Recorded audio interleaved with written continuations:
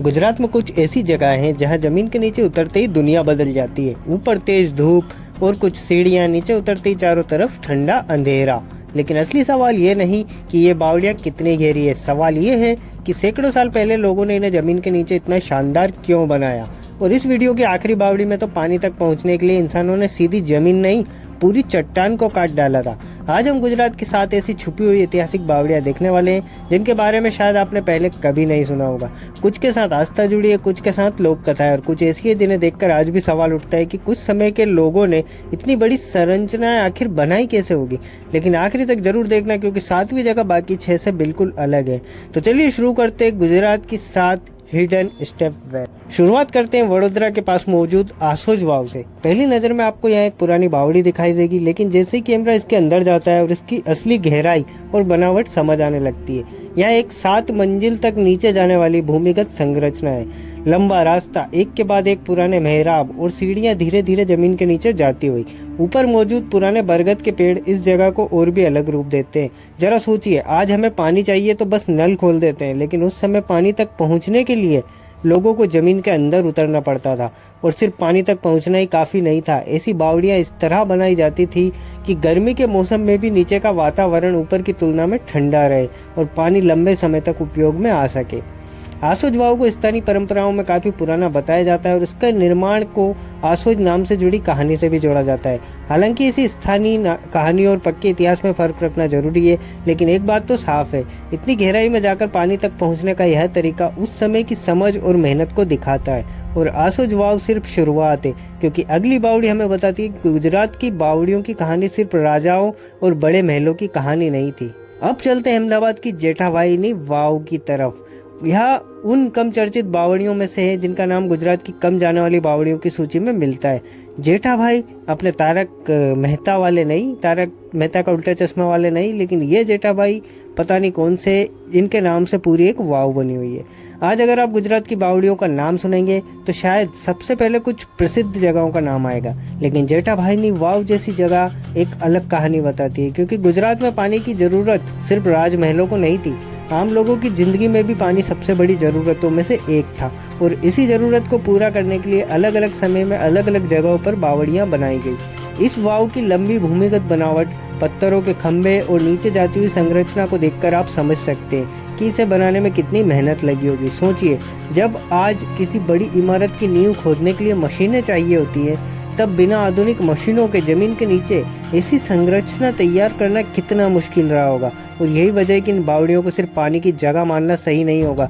ये उस समय की इंसानी मेहनत, इंजीनियर और वास्तुकला की कहानी भी है। लेकिन अब अगली जगह पर जहाँ पानी और वास्तुकला के साथ आस्था भी जुड़ जाती है, चलिए वहाँ चलते हैं। यह है अहमदाबाद की माता भवानी की वाव और इस जगह का इतिहास हमें गुजरात के बहुत पुराने समय तक ले जाता है। इस वाव को 11वीं सदी के सोलंकी काल से जोड़ा जाता है। जैसे जैसे आप इसकी सीढ़ियों से नीचे जाते हैं, आपको पत्थरों के खंभे दिखाई देते हैं, मेहराब, नक्काशी और अलग अलग स्तरों पर बने मंडप। यानी यहाँ सिर्फ पानी तक पहुँचने के लिए सीढ़ियाँ नहीं बनाई गई थी, पूरी संरचना को इस तरह बनाया गया कि नीचे उतरने वाला व्यक्ति एक एक स्तर पर उस वास्तुकला को महसूस कर सके। और फिर इस जगह की कहानी में एक और अध्याय जुड़ता है। आज यहाँ माता भवानी का मंदिर और धार्मिक महत्व भी दिखाई देता है। यानी जिस जगह का संबंध कभी पानी से था, वही जगह समय के साथ आस्था का स्थान भी बन गई। जरा सोचिए, सैकड़ों साल तक कितनी पीढ़ियां इस रास्ते से नीचे उतरी होगी, कितने लोगों ने यहाँ पानी भरा होगा, कितने लोग यहाँ कुछ समय के लिए बैठे होंगे और कितनी पीढ़ियों ने इस जगह को अपनी आंखों के सामने बदलते हुए देखा होगा। शायद इसी वजह से माता भवानी की वाव सिर्फ एक पुरानी बावड़ी नहीं लगती, यह इतिहास और आस्था दोनों एक साथ दिखाई देते हैं। लेकिन अब जो जगह आने वाली है वह हमें एक दूसरे की तरह छुपी हुई बावड़ी दिखाएगी, ऐसी जगह जिसके बारे में आज बहुत कम लोग बात करते हैं। अब हम पहुंचते हैं गांधीनगर के पास अंबापुर। यहाँ मौजूद है प्राचीन वाव। नाम भले ही साधारण हो, लेकिन ऐसी जगहों की खासियत यही है कि इनके बारे में बड़े पर्यटन स्थलों जितनी चर्चा नहीं होती। नीचे उतरती सीढ़ियाँ, पत्थरों के खंभे, पुराने मंडप और जमीन के नीचे जाती हुई संरचना। आज हम किसी पुरानी बावड़ी को देखकर सिर्फ उसकी सुंदरता देखते हैं, लेकिन उस समय के इंसान के लिए यह सुंदरता से कई ज्यादा थी। यहाँ पानी तक पहुँचने का रास्ता थी, यहाँ लोगों के मिलने जुलने की जगह हो सकती थी और गर्मी के दिनों में नीचे का ठंडा वातावरण भी लोगों के लिए राहत देता होगा। और यहाँ एक बात समझना बहुत जरूरी है, हम अक्सर किसी पुराने स्थान को देखकर कहते हैं इसमें जरूर कोई रहस्य होगा, लेकिन इतिहास और रहस्य में फर्क होता है। इसलिए जो बात प्रमाणित है उसे हम इतिहास कहते हैं, और जो सिर्फ स्थानीय कहानी है उसे कहानी की तरह ही समझेंगे, क्योंकि असली इतिहास भी अपने आप में कम दिलचस्प नहीं है। लेकिन जब अगली बावड़ी का नाम सुनोगे तो एक ही सवाल आएगा, सास और बहू की बावड़ी, आखिर ऐसा नाम क्यों? वटवा की सास बहुनी वाव पर नाम सुनते ही आपके मन में भी सवाल आया होगा, सास और बहू की बावड़ी, आखिर इस बावड़ी का ऐसा नाम क्यों पड़ा? यही नाम इसे बाकी जगहों से अलग बनाता है। यह अहमदाबाद क्षेत्र की कम जानी वाली बावड़ियों की सूची में दर्ज है, लेकिन इसके नाम से जुड़ी हर कहानी को पक्का इतिहास मान लेना सही नहीं होगा, क्योंकि पुराने स्थानों के साथ समय के साथ कई स्थानीय कहानियां जुड़ जाती है। और यही वजह है कि जब हम ऐसी जगहों की कहानी बताते हैं तो एक बात का ध्यान रखना जरूरी होता है, कहानी को कहानी और इतिहास को इतिहास ही रखना।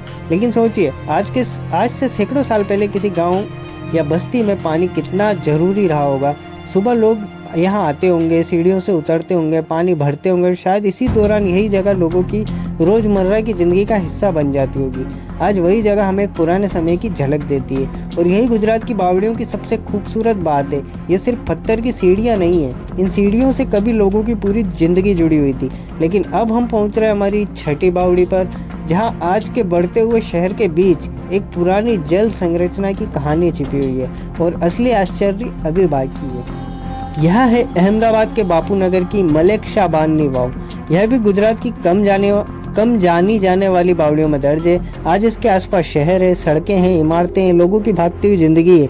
लेकिन इसी बदलते हुए शहर के बीच एक ऐसी पुरानी जल संरचनाओं का बचा रहना अपने आप में एक कहानी है। जरा बावड़ी की बनावट को देखिए, नीचे जाने वाली सीढ़ियाँ, पत्थरों के खंभे, बीच बीच में बने रास्ते, और जमीन के नीचे बदलता हुआ वातावरण।